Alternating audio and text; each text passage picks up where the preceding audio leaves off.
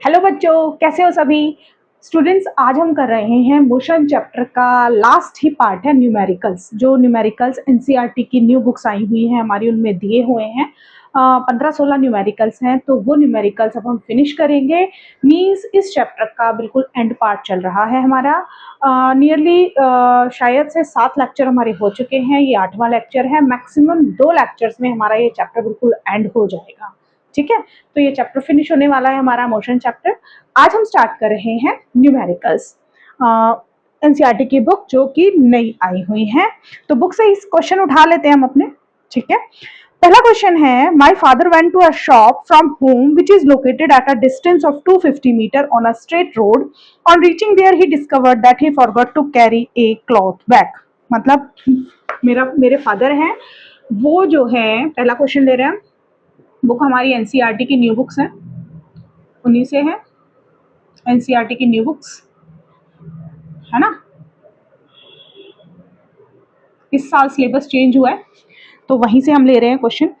मेरे फादर हैं, वो होम से, घर से और शॉप तक गए हैं। शॉप तक गए, मान लो ये शॉप है यहाँ पर, और शॉप का जो डिस्टेंस है वो है 250 मीटर। ठीक है, ऐसा क्वेश्चन, मुझे ऐसा ध्यान है कि ऐसा क्वेश्चन मैंने जब डिस्टेंस और डिस्प्लेसमेंट का टॉपिक करवाया था, सेम क्वेश्चन करवाया था। शायद उसमें ये नंबर डिफरेंट था, क्वेश्चन ऑलमोस्ट सेम था। तो 250 मीटर गए होम से शॉप तक कुछ सामान लेने के लिए। वहां जाकर ही discovered that he forgot to carry a cloth bag. Cloth bag लाना भूल गए। He came home to take it. पहले वो यहां से यहां तक गए, होम टू शॉप। फिर उन्होंने शॉप पर जाकर याद आया कि वो क्लॉथ बैग लाना भूल गए, तो वो वापस से शॉप से होम तक वापस आए। शॉप से होम तक वापस आए कि भाई क्लॉथ बैग लेना है। He then he came home to take it, went to the shop again. Home से शॉप गए, शॉप से होम गए, क्लॉथ बैग उठाया। अब होम से वापस शॉप गए क्लॉथ बैग लेके, एंड देन उसके बाद bought provisions and came back home. Shop से प्रोविजंस जो सामान लेने गए थे वो उठाए और वापस होम तक आए। दैट्स मीन होम से शॉप, शॉप से होम, फिर होम से शॉप, फिर शॉप से होम। तो इन्होंने 4 बार ये डिस्टेंस को कवर किया। मतलब क्या है ये क्वेश्चन कि जो फादर है वो होम से शॉप तक गए कुछ सामान लेने के लिए, प्रोविजंस का। उन्होंने वहां पर जाकर याद आया उनको कि मैं भाई क्लॉथ बैग, जो भी जिस बैग में वो सामान लाते वो लाना भूल गए। तो शॉप से होम तक वापस 250 मीटर चल के गए। यहाँ से क्लॉथ बैग उठाया, फिर उठाने के बाद वापस शॉप तक गए। तीसरा राउंड हो गया। फिर उन्होंने प्रोविजंस जब ले लिए तो वापस सामान लेकर होम तक आए। ठीक है, तो क्वेश्चन पूछ रहा है, what was his displacement from home and how much was the total distance travelled by him. तो क्वेश्चन पूछे हैं डिस्टेंस क्या होगा, and the second one is displacement क्या होगा। 2 क्वेश्चन है इनके। ठीक है, डिस्प्लेसमेंट एंड डिस्टेंस। देखिए स्टूडेंट्स, तो पहले होम से शॉप गए, होम से शॉप फर्स्ट पहला डिस्टेंस कवर किया। ठीक है, फिर शॉप से होम आए। ठीक है, दूसरी बार पाथ को कवर करा सेम। फिर क्लॉथ बैग लेकर वापस शॉप गए, 250 मीटर फिर से कवर किया। प्रोविजंस लिए यहां से, फिर वापस सामान को लेकर, प्रोविजंस को लेकर वापस घर पर गए। अब मुझसे पूछा है कि डिस्टेंस भाई बता दो कितना हुआ। 250 मीटर्स हैं, 250 मीटर्स को 4 टाइम्स ऐड करो या 250 को 4 से मल्टीप्लाई करो, क्या आएगा सेम 1000 मीटर। मतलब उनका टोटल पाथ या डिस्टेंस क्या होगा 1000 मीटर। ओके, डिस्प्लेसमेंट, डिस्प्लेसमेंट बताया था मैंने कि अगर इनिशियल और फाइनल पॉइंट सेम है, इनिशियल मतलब स्टार्टिंग पॉइंट और फाइनल पॉइंट सेम है, तो डिस्प्लेसमेंट क्या होगा बच्चों 0। क्योंकि होम से स्टार्ट करके फाइनली सामान लेकर वो होम पर ही आए हैं, तो इनिशियल और फाइनल पॉइंट सेम है, तो डिस्प्लेसमेंट क्या हो गया 0। ठीक है, तो यही इसका आंसर है। पहले क्वेश्चन का answer distance is 1000 meter and displacement is 0। Okay, ये हुआ हमारा first question. Now come to the second question. Second question क्या कहता है देखते हैं। सेकंड क्वेश्चन है, a student runs from the ground floor to the 4th floor of a school building to collect a book and then comes down to their classroom on the 2nd floor. अच्छा, एक चीज और बच्चों, जब आप ये question कर रहे हो ना, जैसे मैं रीड कर रही हूँ बुक से, तो क्वेश्चन को आप जब लगाओगे, वीडियो को देखोगे, तो पहले क्वेश्चन को खुद से ट्राई करना। वीडियो को पॉज करके पहले क्वेश्चन को कोशिश करना खुद से ट्राई करने की। आपसे अगर क्वेश्चन नहीं बन रहा है, उसका आंसर नहीं बन रहा है, तभी आप वीडियो को ऑन करके तब उससे आप आंसर को देखना कि कैसे सॉल्व हुआ है। लेकिन फर्स्ट ट्राई आप खुद करेंगे। जब आपने सारी वीडियो देख ली होंगी तो ये क्वेश्चंस करना कुछ भी बड़ी बात नहीं है, बहुत ही सिंपल क्वेश्चंस है। ठीक है, तो सेकंड क्वेश्चन ले रहे हैं हम कि एक स्टूडेंट है जो कि ग्राउंड फ्लोर से फोर्थ फ्लोर पे गया अपने स्कूल की बिल्डिंग में एक बुक कलेक्ट करने के लिए, फिर वो वापस आता है अपने क्लासरूम में जो कि सेकंड फ्लोर पर है। ठीक है, तो ग्राउंड फ्लोर, देन होगा first floor, ground floor, first floor, then होगा सेकंड फ्लोर, देन होगा थर्ड फ्लोर एंड देन होगा फोर्थ फ्लोर। ठीक है, ये है बच्चा जो है वो ग्राउंड से फोर्थ फ्लोर गया और क्या कह रहा है, if height of each floor is 3 meter. अब वो क्या कह रहा है, हर फ्लोर की जो हाइट है वो 3 मीटर है। ये 3 मीटर, ये 3 मीटर, ये 3 मीटर और ये भी 3 मीटर। बहुत अच्छा क्वेश्चन है। ग्राउंड फ्लोर पे था बच्चा, यहां पर था पहले, अब वो कहां चला गया भाई, वो यहां से कैसे गया, फोर्थ फ्लोर तक गया, यहां तक। अब क्या किया उसने, बुक कलेक्ट की, पहले यहां से यहां तक गया, फिर वो कलेक्ट करके आता है अपनी क्लासरूम में, जो कि कहां है, यहां पर क्लासरूम है उसकी, क्लासरूम यहां पर है, सेकंड फ्लोर पर है, ये सेकंड फ्लोर है। ठीक है, तो वापस वो कौन से फ्लोर पर आ रहा है, सेकंड फ्लोर पर। ठीक है, अब क्या पूछा है उसने, टोटल वर्टिकल डिस्टेंस पूछा है और टोटल डिस्प्लेसमेंट पूछा है स्टार्टिंग पॉइंट से। ये पता है आपको, ये स्टार्टिंग पॉइंट है, स्टार्टिंग पॉइंट ग्राउंड फ्लोर से स्टार्ट करा है ना उसने, तो ये स्टार्टिंग पॉइंट है। चलो जी, डिस्टेंस निकालते हैं। टोटल वर्टिकल डिस्टेंस वर्टिकल ही होगा, हॉरिजॉन्टल तो कुछ नहीं है, वर्टिकल ही है।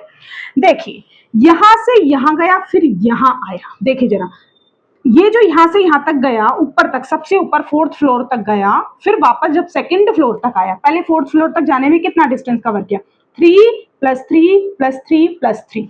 ठीक है, तो 3 + 3 + 3 + 3, ये तो सीधा ऊपर गया, फोर्थ फ्लोर पे बुक कलेक्ट करी और वापस सेकंड फ्लोर पे आया।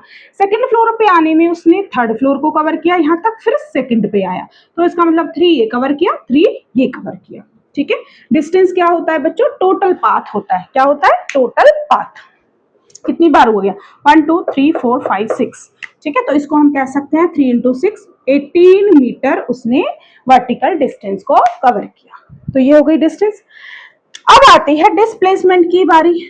डिस्प्लेसमेंट, डिस्प्लेसमेंट आपको पता है, वही हमारी डेफिनेशन, वही हम डेफिनेशन ही यहाँ पर आंसर्स में भी वर्क करेगी, न्यूमेरिकल्स में भी वर्क करेगी। डिस्प्लेसमेंट है the shortest path between starting point and final point, starting and final. ये क्या है हमारा फाइनल पॉइंट, भाई सेकंड फ्लोर पर आके रुक गया, वो फाइनल पॉइंट है, सेकंड फ्लोर उसकी क्लासरूम है, वहां पर आके रुक गया।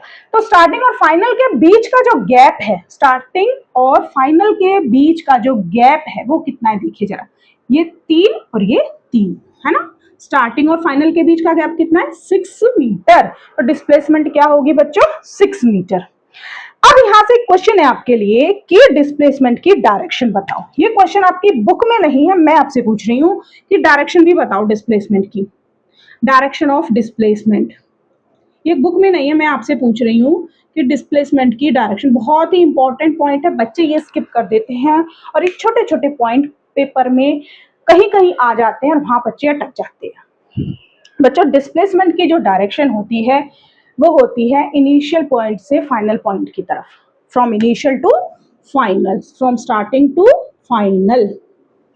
फ्रॉम स्टार्टिंग कहो या इनिशियल कहो एक ही बात है। ठीक है, स्टार्टिंग टू फाइनल। ये जब मैंने डिस्टेंस डिस्प्लेसमेंट का टॉपिक पढ़ाया था उस टाइम भी बताया था, डिस्प्लेसमेंट की जो डायरेक्शन होगी वो होगी स्टार्टिंग पॉइंट से फाइनल पॉइंट की तरफ। तो स्टार्टिंग पॉइंट से फाइनल पॉइंट, फाइनल ऊपर की तरफ है, स्टार्टिंग नीचे की तरफ है, तो अपवर्ड हो गई ना, डायरेक्शन किधर हो गई, अपवर्ड। तो डायरेक्शन ऑफ डिस्प्लेसमेंट क्या हो गई, 6 मीटर अपवर्ड। ये होगा इसका कंप्लीट आंसर डिस्प्लेसमेंट का, 6 मीटर अपवर्ड, 6 मीटर अपवर्ड। यहां लिख देती हूँ, इसका जो डिस्प्लेसमेंट आएगा इस क्वेश्चन में, कंप्लीट आंसर को आपको देना है 6 मीटर अपवर्ड। ये इसका कंप्लीट आंसर है। क्यों बताया हमने डायरेक्शन? डिस्प्लेसमेंट जो है एक वेक्टर क्वांटिटी है, और वेक्टर क्वांटिटी में आप कोशिश कीजिए, अगर आपको नहीं समझ आ रहा तो अलग बात है, कोशिश कीजिए डायरेक्शन भी देने की, आंसर तभी कंप्लीट माना जाएगा कि डायरेक्शन भी आपने दी है, तभी आंसर कंप्लीट क्या रहेगा। ओके, चलिए नेक्स्ट क्वेश्चन की तरफ चलते हैं। Question number 3। अच्छे लग रहे हैं क्वेश्चन? देखिए टॉपिक सारे पढ़े हुए हैं, बस उन कंसेप्ट पे थोड़ा वर्क कीजिए, समझिए उनको, बार बार देखिए, अगर कहीं कुछ समझ नहीं आ रहा है तो मजा भी आएगा और इजी भी लगेंगी चीजें। ठीक है, अगला क्वेश्चन कह रहा है, a girl is riding the scooter and finds that it's speedometer reading is constant. एक गर्ल है जो कि स्कूटर चला रही है और उसको जो है ना स्पीडोमीटर रीडिंग जो है कांस्टेंट दिख रही है। होता है कई बार होता है। Is it possible for her scooter to be accelerating and if so how? वो कह रहा है कि गर्ल स्कूटर चला रही है, उसकी स्पीडोमीटर रीडिंग कांस्टेंट है, चेंज नहीं हो रही है, 50 है तो 50 पर ही टिकी हुई है काफी दूर तक, और ऐसा कुछ उसमें हो रहा है। तो पूछ रहा है कि क्या स्कूटर एक्सेलरेट कर सकता है? यस, पॉसिबिलिटी पूछ रहा है। यस, क्वेश्चन नंबर 3 में इज इट पॉसिबल, ये क्वेश्चन पॉइंट ये कह रहा है, ये नहीं कह रहा पक्का बताओ जी, ये इंपॉर्टेंट पॉइंट है, दोनों में फर्क है। इज इट पॉसिबल, दोनों चीजों में फर्क है। एक तो मैं कह दूं कि हाँ पक्का एक्सेलरेट होगा, वो अलग चीज है। दूसरा मैं पूछ रही हूँ क्या ये पॉसिबल है, ये दूसरे तरह का आंसर है। पॉसिबल में क्या पॉसिबिलिटीज आती है, हाँ हो भी सकता है और नहीं भी। ठीक है, तो क्वेश्चन यही कह रहा है कि अगर स्पीडोमीटर रीडिंग कांस्टेंट है तो क्या ये पॉसिबल है कि वो स्कूटर एक्सेलरेट कर रहा हो? हाँ पॉसिबल है, तो इसका आंसर आएगा बच्चों yes. Yes, it can be accelerating.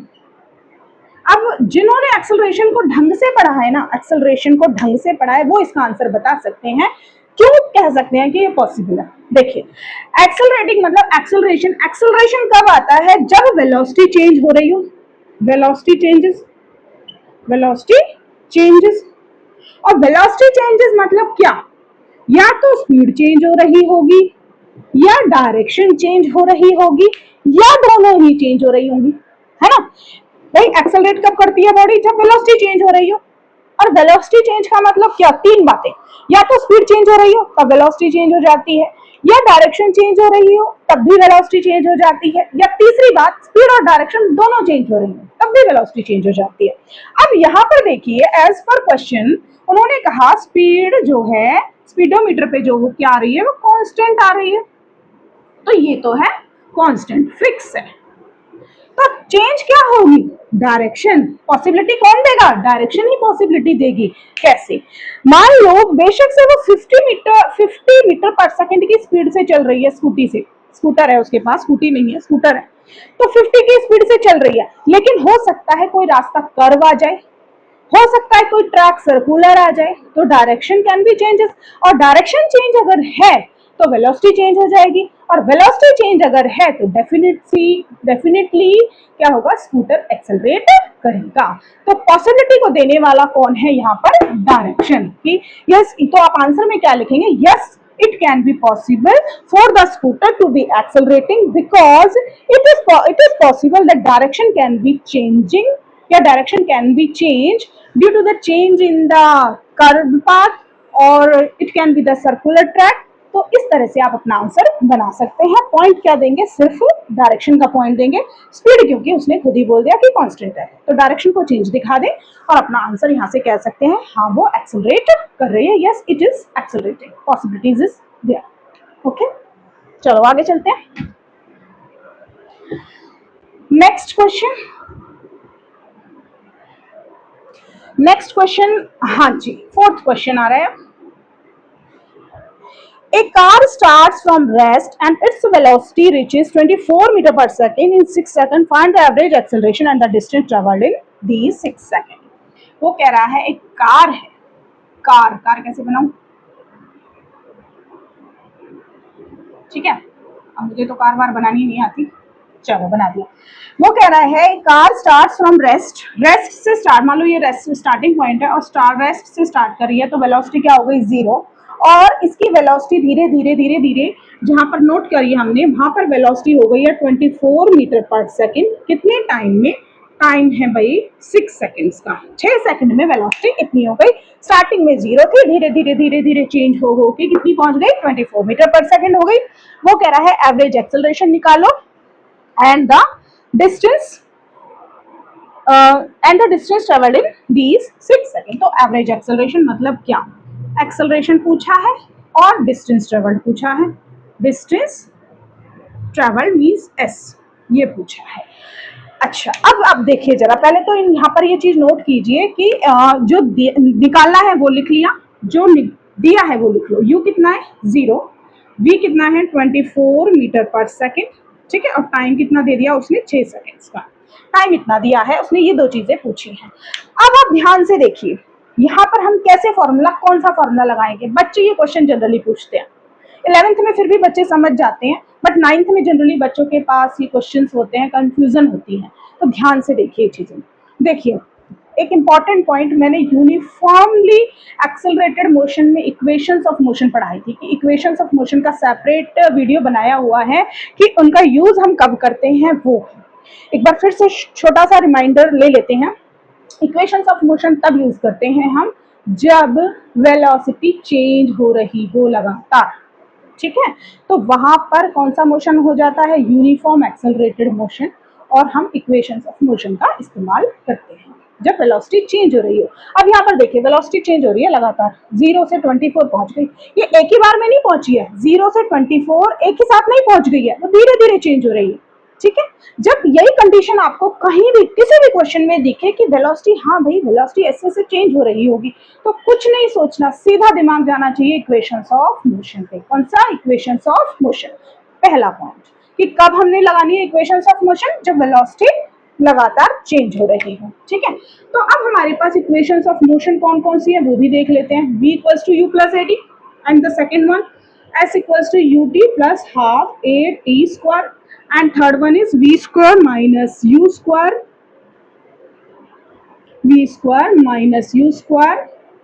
Equals to 2as। ये तीन इक्वेशंस ऑफ मोशन हमने पढ़ी। ये कब है? जब यूनिफॉर्मली एक्सेलरेटेड मोशन होता है, वेलोसिटी चेंज हो रही होती है। ये तीन इक्वेशंस ऑफ मोशन है। ये कब आएंगे? जब वेलोसिटी चेंज हो रही हो, पहली बात। दूसरी बात ये आती है कि भाई कौन सी इक्वेशन ऑफ मोशन का इस्तेमाल करें, कहां पर, कैसे पता चलेगा कौन सी इक्वेशंस ऑफ मोशन का इस्तेमाल करना है?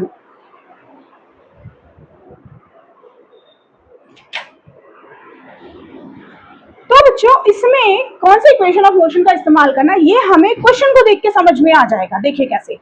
पहली वाली इक्वेशन ऑफ मोशन को जरा देखिए, v equals to u plus a t. इस क्वेश्चन में ध्यान से देखिए, v दिया है, u दिया है, t दिया है। a निकाल सकते हैं पहली वाली से, v दिया है, u दिया है, t दिया है, a आराम से निकाल सकते हैं।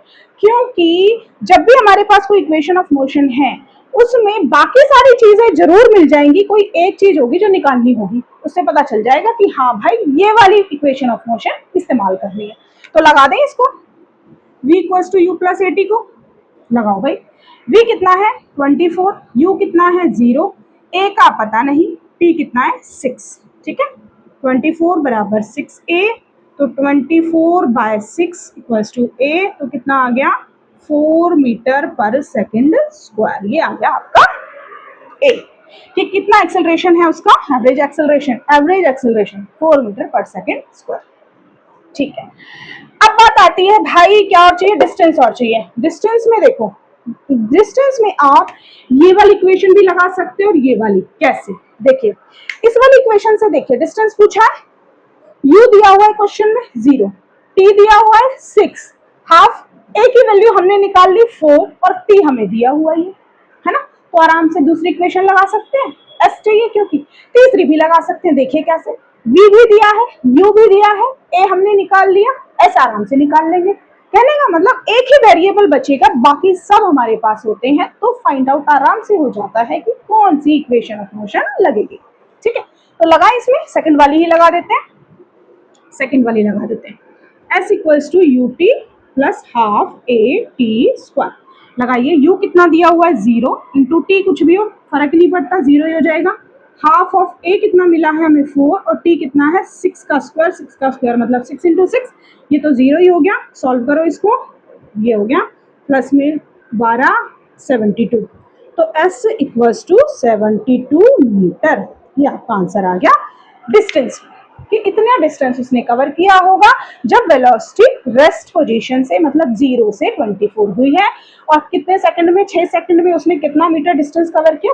72 मीटर, 72 मीटर कवर किया। ओके, अच्छा इसके लिए ना एक और ट्रिक बताती हूँ आपको, एक शॉर्ट फॉर्मूला और बताती हूँ, यहीं से निकलेगा वो शॉर्ट फॉर्मूला। इसको मिटाने से पहले हम यहीं से एक शॉर्ट फॉर्मूला निकाल लेते हैं। देखिए कैसे, देखिए कैसे निकालेंगे। हाँ, यहाँ से देखिए इन दोनों से निकालेंगे। हमारे पास पहली इक्वेशन है v equals to u plus a t और दूसरी इक्वेशन है s equals to u t plus half a t square. इन दोनों से निकालेंगे। देखिए जरा, ये दूसरी वाली है, ठीक है। पहली वाली को जरा देखिए, पहली वाली को v equals to u plus a t है, इसको हम कैसे लिख सकते हैं? v minus u equals to a t, v minus u upon में a इक्वल्स टू टी लिख सकते हैं। देखिए t की वैल्यू कितनी आ गई? ये आ गई मान लो स्टार इक्वेशन, ठीक है। अब इस t को यहां पुट कर दीजिए, t को यहां पुट कर दीजिए, s equals to u t plus half a t square में पुट कर दीजिए, s equals to u t plus half a t square में पुट कीजिए, u t plus half a की वैल्यू आप ए की वैल्यू पुट कीजिए, ना कि टी की वैल्यू को। हाँ, यहाँ से ना कोई भी कर सकते हैं वैसे, बाकी आप यहाँ पे हमें एक शॉर्ट फॉर्मूला निकालना है इसलिए हम इसको कर रहे हैं। ए की वैल्यू कितनी आ गई? देखो क्या किया हमने, टी को नीचे ले आए, ए को वहीं छोड़ा, ये हमारी स्टार इक्वेशन बन गई। अब इस ए की वैल्यू को यहाँ पुट कीजिए ए की जगह, तो बन गया हमारा v minus u upon T. और क्या चल रहा है? देखिए टी स्क्वायर चल रहा है, चल रहा है। यहाँ से देखिए नीचे सिंगल टी, एक टी यहाँ से कटा, s equals to u t plus half of v minus u into t बच गया। याद है यहाँ से। अब देखो एक शॉर्ट फॉर्मूला बन रहा है, यहाँ से ये मिटा दूं, ये क्वेश्चन तो क्लियर हो गया, समझ आ गया। एक शॉर्ट फॉर्मूला निकाल रहे हैं, इस शॉर्ट फॉर्मूला का इस्तेमाल आप कहीं भी कर सकेंगे। इन दोनों इक्वेशन को यूज करने की जरूरत नहीं पड़ेगी। ये वाली इक्वेशन क्या आई है हमारी? s equals to u t plus half of, जरा इसको ब्रेक कीजिए, वी टी माइनस का निशान आ गया, हाफ ऑफ यू टी, है ना। तो s इक्वल्स टू एक यू टी, 1 यू टी में से हाफ घटाओ, माइनस करो, 1 में से हाफ को माइनस करो तो हाफ यू टी बचेगा plus half of we T चल ही रहा। क्या किया? ये 1 यू टी, ये हाफ यू टी, 1 में से हाफ को माइनस किया, sorry half you t plus half we T. यहाँ से क्या मिल गया हमें? Half common, T common, u plus v, या you can say half of u plus v into T. तो s डिस्टेंस क्या मिल गया इस केस में हमारे पास? u plus v into T. ये इंपॉर्टेंट फॉर्मूला बन गया किस केस के लिए? जब हमारे पास, ध्यान से सुनिए, एक इंपॉर्टेंट तरीका बता देती हूँ आपको, कि जब आपसे डिस्टेंस पूछा जाए, जब आपसे डिस्टेंस पूछा जाए और आपके पास इनिशियल वेलोसिटी, फाइनल वेलोसिटी और टाइम दे रखा हो, जैसे कि अभी लास्ट क्वेश्चन में था, फोर्थ क्वेश्चन जो एनसीईआरटी का हमने उठाया उसमें यही था, इनिशियल वेलोसिटी दी हुई थी, फाइनल वेलोसिटी दी हुई थी और टाइम दिया हुआ था, है ना। वहां पर एक्सेलरेशन भी पूछा था, इसलिए पहले हमने एक्सेलरेशन निकाल लिया, उसको हमने यहाँ पुट करा, फिर तब हमने डिस्टेंस निकाला, ठीक है। बाकी डिस्टेंस डायरेक्टली निकल सकता था, कैसे? u v को यहाँ पुट करो, t को पुट करो, s को लगाओ, आंसर आ जाएगा, डायरेक्टली आंसर आ जाएगा। बीच में a को निकालने की जरूरत नहीं है अगर a नहीं पूछा गया है तो। अगर a पूछा गया है तो निकाल लो, कोई दिक्कत नहीं है, उसका इस्तेमाल कर लो, इसमें या इसमें हो जाएगा। लेकिन a पूछा ही नहीं गया हो तो a को क्यों निकाला जाए? अननेसेसरी एफर्ट्स क्यों किए जाएं? तो सीधा फॉर्मूला आप क्या लगाओगे? s equals to half of u plus v into t. मतलब क्या? एवरेज वेलोसिटी निकाल लेते हैं फिर उस केस में हम। मतलब दो वेलोसिटीज हमारे पास है कि स्टार्टिंग वेलोसिटी ये थी, फाइनल वेलोसिटी ये थी, और इतने टाइम में कितना डिस्टेंस कवर करेगी बॉडी। तो हम क्या करेंगे? उन वेलोसिटीज की एक एवरेज वेलोसिटी निकाल लो और टाइम से मल्टीप्लाई कर दो, आंसर आ जाएगा। आराम से हमारा डिस्टेंस और यू कैन से डिस्प्लेसमेंट निकल सकता है। समझ में आया? तो ये एक शॉर्ट ट्रिक है, शॉर्ट ट्रिक, ये कह सकते हो आप शॉर्ट ट्रिक। ये जरूर यूज करना क्वेश्चंस में। अभी हम क्वेश्चंस आएंगे तो हम डायरेक्टली यूज करेंगे, ठीक है। इसको भी डायरेक्टली यूज करेंगे और उन दोनों को भी सेपरेट करके भी बताऊंगी कि कैसे अलग अलग करके करोगे तो लेंथी हो जाएगा वो। हम इसलिए बेटर तरीका ये अपनाएंगे कि डायरेक्टली इसका इस्तेमाल करेंगे, शॉर्ट ट्रिक से करेंगे, ठीक है। अब शॉर्ट ट्रिक बेटा हमने खुद ही निकालनी सीखी है, हमने कहीं से रट्टा नहीं मारा, कुछ नहीं किया, ये हमने खुद ही निकालनी सीखी कि ये फॉर्मूला एक्चुअली आया कहाँ से, ये हमने खुद ही निकालना सीख लिया। ठीक है, शॉर्ट ट्रिक्स कौन बनाता है? हम तुम ही बनाते हैं, और कोई कहीं से नहीं आती है। वो शॉर्ट ट्रिक्स होती है, बहुत सारी चीजों में से एक निचोड़ निकाल लिया जाता है, छोटा तरीका निकाल लिया जाता है, और कुछ भी नहीं होती शॉर्ट ट्रिक। चलिए आगे चलते हैं नेक्स्ट क्वेश्चन की तरफ। Okay, question number 5। Question number 5. A motorbike moving with initial velocity 28 meter per second and constant acceleration stops after traveling for 98 meter. Find the acceleration of the motorbike, time taken to come to a stop. पांचवा question है ये हमारा। वो कह रहा है कोई motor bike है, वो इनिशियल वेलोसिटी से कुछ चल रही है, मतलब कोई मोटर बाइक है, स्टार्टिंग उसकी वेलोसिटी थी 28 मीटर पर सेकेंड।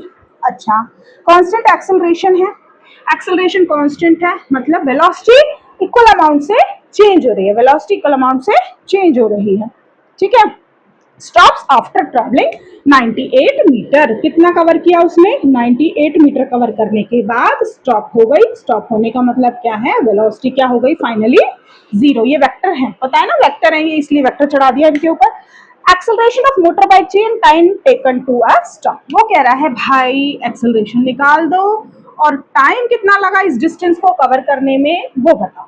u कितना दिया है, इनिशियल वेलोसिटी कितनी दी है? 28 मीटर पर सेकंड दी है, और v फाइनल वेलोसिटी स्टॉप हो गया, 0 हो गई बस ये। और हाँ, डिस्टेंस दिया है 98 मीटर डिस्टेंस दिया है।